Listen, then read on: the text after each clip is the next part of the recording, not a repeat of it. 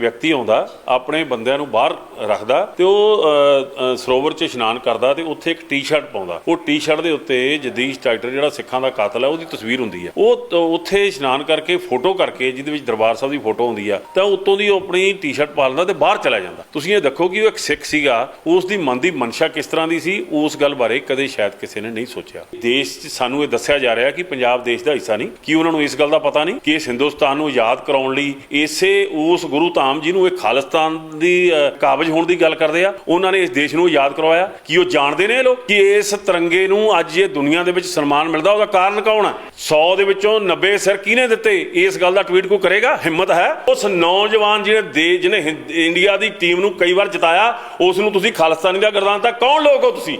ਤੁਸੀਂ ਇਹ ਦੇਸ਼ ਦੇ ਗਦਾਰ ਹੋ ਜਿਹੜੇ ਅੱਜ ਸਿੱਖਾਂ ਨੂੰ ਖਾਲਿਸਤਾਨੀ ਦਾ ਨਾਂ ਦੇ ਕੇ ਵੱਖਵਾਦ ਦੀ ਗੱਲ ਕਰਦੇ ਹੋ। ਸ਼ਰਮ ਆਉਣੀ ਚਾਹੀਦੀ ਹੈ ਸਾਨੂੰ ਇਸ ਗੱਲ ਤੇ। ਬੜਾ ਅਫਸੋਸ ਹੈ ਇਸ ਗੱਲ ਦਾ ਕਿ ਇਹ ਕਿਹੜਾ ਟਵੀਟ ਆਇਆ। ਸਭ ਤੋਂ ਪਹਿਲਾਂ ਤਾਂ ਮੈਂ ਇਹ ਗੱਲ ਕਹਿ ਦਿਆਂ ਕਿ ਇਹ ਜਿਹੜੇ ਦਰਬਾਰ ਸਾਹਿਬ ਦੇ ਪ੍ਰਬੰਧ ਦੇ ਵਿੱਚ ਅਸੀਂ ਸਾਰੇ ਸ਼ਾਮਲ ਹਾਂ, ਹਰ ਸਿੱਖ ਹੀ ਉਸ ਵਿੱਚ ਸ਼ਾਮਲ ਹੈ, ਪਰ ਕਿਉਂਕਿ ਸਾਡੀ ਸੇਵਾਦਾਰ ਦੇ ਤੌਰ 'ਤੇ ਡਿਊਟੀ ਲੱਗੀ ਆ, ਇਸ ਗੱਲ ਲਈ ਅਸੀਂ ਪਹਿਲਾਂ ਵੀ ਇਸ ਗੱਲ ਨੂੰ ਸਪਸ਼ਟ ਕਰ ਦੇਣਾ ਚਾਹੁੰਦੇ ਹਾਂ ਅਤੇ ਕਰ ਰਹੇ ਹਾਂ ਕਿ ਕੋਈ ਵੀ ਦੁਨੀਆ ਦੇ ਕਿਸੇ ਕੋਨੇ ਵਿੱਚ ਕਿਸੇ ਵੀ ਧਰਮ ਦਾ, ਕਿਸੇ ਵੀ ਦਿਸ਼ਾ, ਕਿਸੇ ਵੀ ਜਾਤ ਦਾ ਨਾਲ ਸੰਬੰਧਿਤ ਕੋਈ ਵੀ ਸ਼ਰਧਾਲੂ ਦੇ ਤੌਰ 'ਤੇ ਗੁਰੂ ਰਾਮਦਾਸ ਪਾਤਸ਼ਾਹ ਦੇ ਦਰਬਾਰ 'ਚ ਆਉਂਦਾ, ਸਾਡੇ ਲਈ ਸਤਿਕਾਰਯੋਗ ਆ, ਨਤਮਸਤਕ ਆ, ਉਹਦੇ ਚਰਨਾਂ ਵਿੱਚ ਨਮਸਕਾਰ ਹੈ। ਉਹ ਇੱਥੇ ਆ ਕੇ ਕੀ ਕਰਦਾ, ਉਹ ਬਾਅਦ ਦੀਆਂ ਗੱਲਾਂ ਨੇ। ਪਿਛਲੇ ਦਿਨਾਂ ਦੇ ਵਿੱਚ ਕੁਝ ਸ਼ਰਾਰਤੀ ਲੋਕਾਂ ਨੇ ਇਸ ਤਰ੍ਹਾਂ ਦੇ ਇੱਥੇ ਆਯੋਜਨ ਕੀਤੇ। ਤੁਸੀਂ ਜਾਣਦੇ ਹੋ ਕਿ 84 ਦੇ ਵਿੱਚ ਸਿੱਖਾਂ ਦਾ ਕਤਲੇਆਮ ਹੋਇਆ। ਜਗਦੀਸ਼ ਟਾਈਟਰ ਨਾਂ ਦਾ ਬੰਦਾ ਉਸ ਵਿੱਚ ਪੂਰਨ ਤੌਰ 'ਤੇ ਦੋਸ਼ੀ ਹੈ। ਉਸ ਸਮੇਂ ਦੀਆਂ ਸਰਕਾਰਾਂ ਨੇ ਉਹਨੂੰ ਬਚਾਇਆ। ਉਸ ਦੇ ਬਾਰੇ ਦੇ ਵਿੱਚ ਇੱਕ ਵਿਅਕਤੀ ਆਉਂਦਾ, ਆਪਣੇ ਬੰਦਿਆਂ ਨੂੰ ਬਾਹਰ ਰੱਖਦਾ ਤੇ ਉਹ ਸਰੋਵਰ 'ਚ ਇਸ਼ਨਾਨ ਕਰਦਾ ਤੇ ਉੱਥੇ ਇੱਕ ਟੀ-ਸ਼ਰਟ ਪਾਉਂਦਾ। ਉਹ ਟੀ-ਸ਼ਰਟ ਦੇ ਉੱਤੇ ਜਗਦੀਸ਼ ਟਾਈਟਰ ਜਿਹੜਾ ਸਿੱਖਾਂ ਦਾ ਕਾਤਲ ਹੈ ਉਹਦੀ ਤਸਵੀਰ ਹੁੰਦੀ ਆ। ਉਹ ਉੱਥੇ ਇਸ਼ਨਾਨ ਕਰਕੇ ਫੋਟੋ ਕਰਕੇ ਜਿਹਦੇ ਵਿੱਚ ਦਰਬਾਰ ਸਾਹਿਬ ਦੀ ਫੋਟੋ ਹੁੰਦੀ ਆ ਤਾਂ ਉੱਤੋਂ ਦੀ ਉਹ ਆਪਣੀ ਟੀ-ਸ਼ਰਟ ਪਾ ਲੈਂਦਾ ਤੇ ਬਾਹਰ ਚਲਾ ਜਾਂਦਾ। ਤੁਸੀਂ ਇਹ ਦੇਖੋ ਕਿ ਉਹ ਇੱਕ ਸਿੱਖ ਸੀਗਾ, ਉਸ ਦੀ ਮਨ ਦੀ ਮਨਸ਼ਾ ਕਿਸ ਤਰ੍ਹਾਂ ਦੀ ਸੀ, ਉਸ ਗੱਲ ਬਾਰੇ ਕਦੇ ਸ਼ਾਇਦ ਕਿਸੇ ਨੇ ਨਹੀਂ ਸੋਚਿਆ। ਦੂਸਰੀ ਗੱਲ ਕਿ ਇੱਥੇ ਕਈ ਤਰ੍ਹਾਂ ਦੀਆਂ ਜਿਹੜੀਆਂ ਫੋਟੋਗ੍ਰਾਫੀ ਕਰਕੇ, ਕਿਉਂਕਿ ਜਿਹੜਾ ਧਾਰਮਿਕ ਸਥਾਨ ਹੈ ਕੋਈ ਵੀ ਕਿਸੇ ਧਰਮ ਦਾ, ਉਹਨਾਂ ਦੀ ਇੱਕ ਮਰਜ਼ਾਦਾ ਹੁੰਦੀ ਹੈ। ਸੋ ਇਸ ਮਰਜ਼ਾਦਾ ਦੇ ਵਿੱਚ ਆਉਂਦਾ ਹੈ ਕਿ ਅਸੀਂ ਇੱਥੋਂ ਦਾ ਇੱਥੇ ਪਹਿਰਾਵਾ ਠੀਕ ਰੱਖੀਏ, ਇੱਥੇ ਕੋਈ ਨਸ਼ਾ ਕਰਕੇ ਨਾ ਆਵੇ, ਨਸ਼ਾ ਲੈ ਕੇ ਨਾ ਆਵੇ। ਇਸ ਕਰਕੇ ਜਿਹੜੇ ਸਾਡੇ ਅਧਿਕਾਰੀ ਸਾਹਿਬਾਨ ਹੈ, ਜਿਹੜੇ ਸਾਡੇ ਪਹਿਰੇਦਾਰ ਨੇ, ਉਹ ਇਸ ਗੱਲ ਲਈ ਸੁਚੇਤ ਕਰਦੇ ਆ। ਸੋ ਪਿਛਲੇ ਦਿਨਾਂ 'ਚ ਵਾਪਰੀਆਂ ਘਟਨਾਵਾਂ ਦੇ ਤੌਰ 'ਤੇ ਇੱਥੇ ਇੱਕ ਜ਼ਿੰਮੇਵਾਰ ਜਿਹੜਾ ਪ੍ਰਬੰਧਕ ਨੌਜਵਾਨ ਸੀ, ਉਸਨੇ ਇਸ ਗੱਲ ਬਾਰੇ ਜ਼ਰੂਰ ਉਹਨਾਂ ਦੇ ਨਾਲ ਇਸ ਗੱਲ ਦਾ ਆਰਗੂ ਕੀਤਾ, ਪਰ ਉਹਨਾਂ ਵੱਲੋਂ ਪ੍ਰਵੋਕ ਕਰਨ ਤੋਂ ਬਾਅਦ ਉਸ ਅਧਿਕਾਰੀ ਵੱਲੋਂ ਕੁਝ ਗੱਲਾਂ ਬੋਲੀਆਂ ਗਈਆਂ। ਮੈਂ ਖੁੱਲ੍ਹੇ ਦਿਲ ਨਾਲ ਇੱਕ ਜ਼ਿੰਮੇਵਾਰ ਹੋਣ ਦੇ ਨਾਤੇ, ਜੇ ਕਿਸੇ ਵੀ ਯਾਤਰੂ ਦੇ ਮਨ ਦੇ ਵਿੱਚ ਉਸ ਦੇ ਨਾਲ ਦੁਰਵਿਵਹਾਰ ਦੀ ਗੱਲ ਆਈ ਆ ਤਾਂ ਉਸ ਗੱਲ ਲਈ ਮੈਂ ਜਨਰਲ ਸੈਕਟਰੀ ਹੋਣ ਦੇ ਨਾਤੇ ਮਾਫੀ ਮੰਗਦਾ। ਇੱਕ ਗੱਲ। ਦੂਸਰੀ ਗੱਲ, ਇਹ ਟਵੀਟ ਕਰਨ ਵਾਲੇ ਲੋਕਾਂ ਦੀ ਮਨਸ਼ਾ ਕੀ ਹੈ ਤੇ ਉਹ ਟਵੀਟ ਤੋਂ ਬਾਅਦ ਉਹਦੇ ਜਵਾਬ ਕਿਸ ਤਰ੍ਹਾਂ ਦਿੱਤੇ ਜਾ ਰਹੇ ਨੇ। ਮੈਨੂੰ ਲੱਗਦਾ ਕਿ ਮੇਰਾ ਜਿਹੜਾ ਸਿਰ ਹੈ ਉਹ ਸ਼ਰਮ ਨਾਲ ਝੁਕਦਾ, ਕਿਉਂਕਿ ਇਸ ਦੇਸ਼ 'ਚ ਸਾਨੂੰ ਇਹ ਦੱਸਿਆ ਜਾ ਰਿਹਾ ਕਿ ਪੰਜਾਬ ਦੇਸ਼ ਦਾ ਹਿੱਸਾ ਨਹੀਂ, ਕਿ ਉਹਨਾਂ ਨੂੰ ਇਸ ਗੱਲ ਦਾ ਪਤਾ ਨਹੀਂ ਕਿ ਇਸ ਹਿੰਦੁਸਤਾਨ ਨੂੰ ਆਜ਼ਾਦ ਕਰਾਉਣ ਲਈ ਇਸੇ ਉਸ ਗੁਰੂ ਧਾਮ ਜਿਹਨੂੰ ਇਹ ਖਾਲਿਸਤਾਨ ਦੀ ਕਾਬਜ ਹੋਣ ਦੀ ਗੱਲ ਕਰਦੇ ਆ, ਉਹਨਾਂ ਨੇ ਇਸ ਦੇਸ਼ ਨੂੰ ਆਜ਼ਾਦ ਕਰਵਾਇਆ। ਕਿ ਉਹ ਜਾਣਦੇ ਨੇ ਲੋਕ ਕਿ ਇਸ ਤਿਰੰਗੇ ਨੂੰ ਅੱਜ ਇਹ ਦੁਨੀਆ ਦੇ ਵਿੱਚ ਸਨਮਾਨ ਮਿਲਦਾ, ਉਹਦਾ ਕਾਰਨ ਕੌਣ ਹੈ? 100 ਦੇ ਵਿੱਚੋਂ 90 ਸਿਰ ਕਿਹਨੇ ਦਿੱਤੇ? ਇਸ ਗੱਲ ਦਾ ਟਵੀਟ ਕੋਈ ਕਰੇਗਾ? ਹਿੰਮਤ ਹੈ? ਇਹਦੇ 'ਚ ਮਨਸ਼ਾ ਮਾੜੀ ਹੈ, ਇਹਦੇ 'ਚ ਜਾਣਬੁੱਝ ਕੇ ਸਿੱਖਾਂ ਨੂੰ ਬਦਨਾਮ ਕੀਤਾ ਜਾ ਰਿਹਾ, ਸਿੱਖਾਂ ਦੇ ਧਾਰਮਿਕ ਪ੍ਰਬੰਧ ਨੂੰ ਬਦਨਾਮ ਕਰਨ ਦੀ ਕੋਸ਼ਿਸ਼ ਹੈ। ਮੈਂ ਚਾਹਾਂਗਾ ਕਿ ਜਿਹੜੇ ਲੋਕ ਅੱਜ ਟਵੀਟ ਕਰਕੇ ਇਸ 'ਤੇ ਸਵਾਲ ਕਰ ਰਹੇ ਨੇ, ਉਹ ਆਪਣੇ ਅੰਦਰ ਝਾਤੀ ਮਾਰਨ ਕਿ ਇਸ ਦੇਸ਼ ਨੂੰ ਆਜ਼ਾਦ ਕਿਹਨਾਂ ਨੇ ਕਰਵਾਇਆ।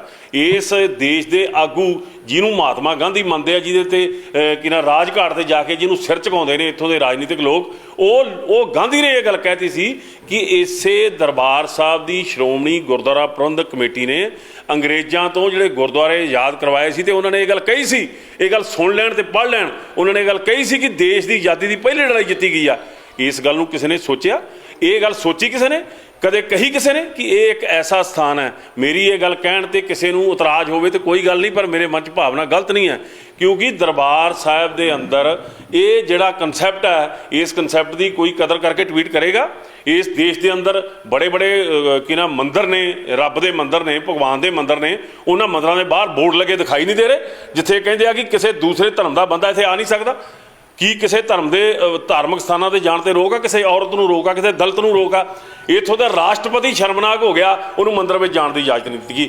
ਇਹ ਲੋਕ ਇਹ ਗੱਲ ਸਮਝਣਗੇ ਜਿਹੜੇ ਸਾਨੂੰ ਖਾਲਿਸਤਾਨ ਦੀ ਗੱਲ ਕਰਦੇ ਨੇ।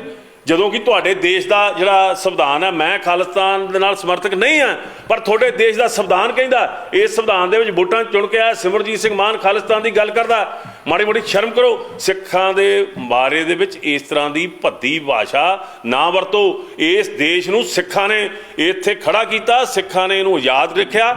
ਅੱਜ ਬਾਰਡਰ ਤੇ ਚਾਈਨਾ ਦੇ ਬਾਰਡਰ ਤੇ ਲੋੜ ਪੈਂਦੀ ਹੈ ਤੇ ਕੌਣ ਜਾਂਦਾ? ਉਹ ਸਿੱਖ ਹੈ, ਉਹ ਖਾਲਿਸਤਾਨੀ ਹੈ। ਇੱਥੇ ਇੱਕ ਨੌਜਵਾਨ ਜਿਹੜਾ ਪੰਜਾਬ ਦਾ ਅਜੇ ਉਹਦੇ ਹੱਥੋਂ ਕੈਚ ਛੁੱਟ ਜਾਂਦਾ। ਸ਼ਰਮ ਕਰੋ। ਉਸ ਨੌਜਵਾਨ ਜਿਹਨੇ ਇੰਡੀਆ ਦੀ ਟੀਮ ਨੂੰ ਕਈ ਵਾਰ ਜਿਤਾਇਆ, ਉਸ ਨੂੰ ਤੁਸੀਂ ਖਾਲਿਸਤਾਨੀ ਦਾ ਗਰਦਾਨ ਦਿੱਤਾ। ਕੌਣ ਲੋਕ ਹੋ ਤੁਸੀਂ? ਤੁਸੀਂ ਇਹ ਦੇਸ਼ ਦੇ ਗਦਾਰ ਹੋ ਜਿਹੜੇ ਅੱਜ ਸਿੱਖਾਂ ਨੂੰ ਖਾਲਿਸਤਾਨੀ ਦਾ ਨਾਂ ਦੇ ਕੇ ਵੱਖਵਾਦ ਦੀ ਗੱਲ ਕਰਦੇ ਹੋ। ਸ਼ਰਮ ਹੋਣੀ ਚਾਹੀਦੀ ਹੈ ਸਾਨੂੰ ਇਸ ਗੱਲ ਤੇ ਕਿ ਇੱਕ ਅਧਿਕਾਰੀ ਵੱਲੋਂ ਇਸ ਪ੍ਰਕਾਸ਼ਨ ਦੇ ਤੌਰ ਤੇ ਇਹ ਗੱਲ ਕੀਤੀ ਗਈ ਹੈ। ਮੈਂ ਫਿਰ ਇਹ ਕਹਿਣਾ, ਜਿਹੜਾ ਵੀ ਕੋਈ ਸ਼ਰਧਾਲੂ ਇੱਥੇ ਆਉਂਦਾ, ਇਸ ਦਰਬਾਰ ਸਾਹਿਬ ਤੇ ਹਮਲਾ ਕਰਨ ਵਾਲੀ ਇੰਦਰਾ ਗਾਂਧੀ ਦਾ ਪਰਿਵਾਰ ਦਾ ਬੱਚਾ ਜਿਹੜਾ ਉਹ ਰਾਹੁਲ ਗਾਂਧੀ, ਉਹ ਇੱਥੇ ਦੱਸ ਕੇ ਵੀ ਆਇਆ ਤੇ ਕਹਿੰਦੇ ਆ ਦੱਸਣ ਤੋਂ ਬਗੈਰ ਵੀ ਆਇਆ। ਕਿਸੇ ਨੂੰ ਰੋਕਿਆ ਨਹੀਂ ਅਸੀਂ। ਇੱਥੇ ਕੋਈ ਬੰਦਿਸ਼ ਨਹੀਂ ਹੈਗੀ। ਇਸ ਗੱਲ ਦਾ ਸਤਿਕਾਰ ਕਰੋ। ਗੁਰੂ ਰਾਮਦਾਸ ਪਾਤਸ਼ਾਹ ਦੇ ਦਰਬਾਰ ਦੇ 4 ਦਰਵਾਜ਼ੇ 4 ਵਰਨ ਜਿਹੜੇ ਖੁੱਲ੍ਹੇ ਨੇ, ਉਸ ਗੱਲ ਦਾ ਕਦੇ ਟਵੀਟ ਕਰਨ ਦੀ ਹਿੰਮਤ ਕਰੋ। ਇਸ ਦੇਸ਼ ਨੂੰ ਆਜ਼ਾਦ ਕਰਾਉਣ ਵਾਲੇ ਸਿੱਖ ਆ ਜਿਹੜੇ, ਉਹਨਾਂ ਦੇ ਇਤਿਹਾਸ ਨੂੰ ਯਾਦ ਕਰੋ ਕਿ ਇਸ ਦੇਸ਼ ਨੂੰ ਅੱਜ ਵੀ ਜੇ ਆਜ਼ਾਦ ਰੱਖਿਆ। ਤੇ ਦੱਸੋ ਜਿਹੜਾ ਕ੍ਰਿਕਟਰ ਸੀਗਾ ਉਹਨੂੰ ਖਾਲਿਸਤਾਨੀ ਕਹਿਣ ਵਾਲੇ ਕੌਣ ਸੀ? ਤੇ ਤੁਸੀਂ ਉਸ ਦਾ ਜਵਾਬ ਦਿੱਤਾ ਕਿ ਉਹ ਖਾਲਿਸਤਾਨੀ ਆ, ਕਿ ਉਹ ਵੱਖਵਾਦੀ ਆ। ਅੱਜ ਵੀ ਦੇਸ਼ ਲਈ ਖੇਡ ਰਿਹਾ, ਕੱਢ ਕੇ ਬਾਹਰ ਮਾਰੋ ਉਹਨੂੰ। ਸੋ ਇਸ ਤਰ੍ਹਾਂ ਦਾ ਬਹੁਤ ਗੰਦਾ ਵਿਵਹਾਰ ਕੀਤਾ ਜਾ ਰਿਹਾ। ਮੈਨੂੰ ਬੜੀ ਸ਼ਰਮ ਆ ਰਹੀ ਹੈ ਕਿ ਉਸ ਟਵੀਟ ਦੇ ਥੱਲੇ ਇਹੋ ਜਿਹੇ ਲੋਕਾਂ ਦੇ ਕਮੈਂਟ ਨੇ। ਮੈਂ ਕਹਿਣ ਤੋਂ ਗੁਰੇਜ਼ ਨਹੀਂ ਕਰਦਾ ਕਿ ਇਸ ਦੇਸ਼ ਦੇ ਵੱਡੇ ਉੱਚ ਰੁਤਬਿਆਂ ਤੇ ਬੈਠੇ ਲੋਕਾਂ ਨਾਲ ਉਹਨਾਂ ਦਾ ਸੰਬੰਧ ਹੈ। ਅਸੀਂ ਪਹਿਲਾਂ ਵੀ ਇਹ ਗੱਲ ਕਹਿੰਦੇ ਹਾਂ ਕਿ ਜਾਣ-ਬੁੱਝ ਕੇ ਸਿੱਖਾਂ ਨੂੰ ਬਦਨਾਮ ਕਰਨਾ, ਸਿੱਖਾਂ ਦੇ ਪ੍ਰਬੰਧ ਨੂੰ ਦੋਸ਼ੀ ਠਹਿਰਾਉਣ ਦੀ ਗੱਲ ਕੀਤੀ ਜਾ ਰਹੀ ਹੈ। ਜਿਹੜੇ ਅੱਜ ਪੰਜਾਬ ਦੇ ਅੰਦਰ ਕਿੰਨੇ ਨੌਜਵਾਨ ਆ ਜਿਹੜੇ ਇਸ ਤਿਰੰਗੇ 'ਚ ਲਿਪਟ ਕੇ ਆਉਂਦੇ ਨੇ। ਤੁਹਾਡੇ ਦੇਸ਼ ਦੇ ਵੱਲੋਂ ਕਿੰਨੇ ਸਿੱਖ ਨੁਮਾਇੰਦਗੀ ਕਰਦੇ ਨੇ?